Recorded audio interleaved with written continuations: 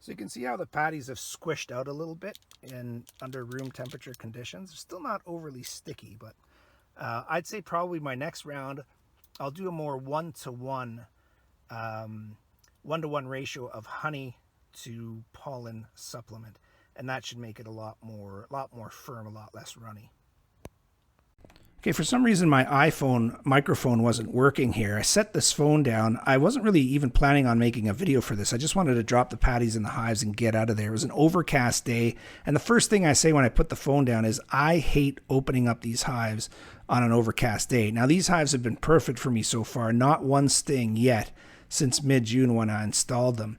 But, I've got the feeling something's going to happen here. I wanted to show you the patties. I've got one big patty and one smaller patty, so I'm going to put the bigger patty in the bigger hive, which is this hive that we're looking at.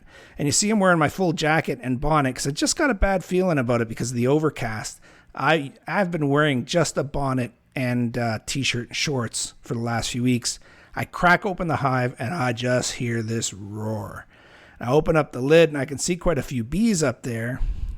I'm going to show you here that there's a decent number of bees on the outer telescoping lid. But then as I go back to the hive, it just looks something like a horror movie of bees just percolating out that inner hive hole. So I'm going to show that to you now because it's quite a sight. You know you've got a good healthy hive when they're pouring out just like this, just like water. They're coming out of there. And put the phone back down, head back over, and you can see the bees are already following me. So this is not going to end well for me. My streak is going to end very shortly. I start to crack open that brood box, and I can't even get there because they just start bouncing off my veil, and then they start crawling up my legs. They're heading up to the promised land inside my pants, inside my shorts. And sure enough, I start to get zinged by them right about here. And it turns out that 2 bees had headed up to my nether regions to get stinging me, and they just start getting me now. And you'll see my reaction. Any questions? And a bit of space isn't going to help. They're going to keep coming after me until I get out of there. So I decide just to zip up that hive as soon as possible and hit the road.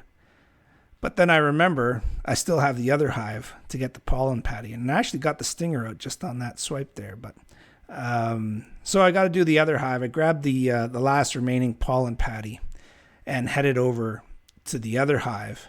And that hive was much more peaceful. So that hive has got a new queen in it. They've had her just for under a week.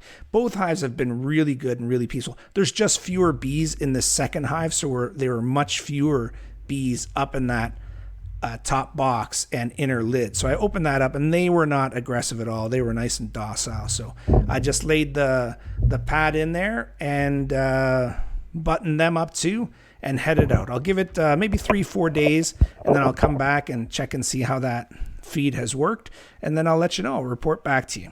So thanks for joining me. The streak is over at 40 honeybee.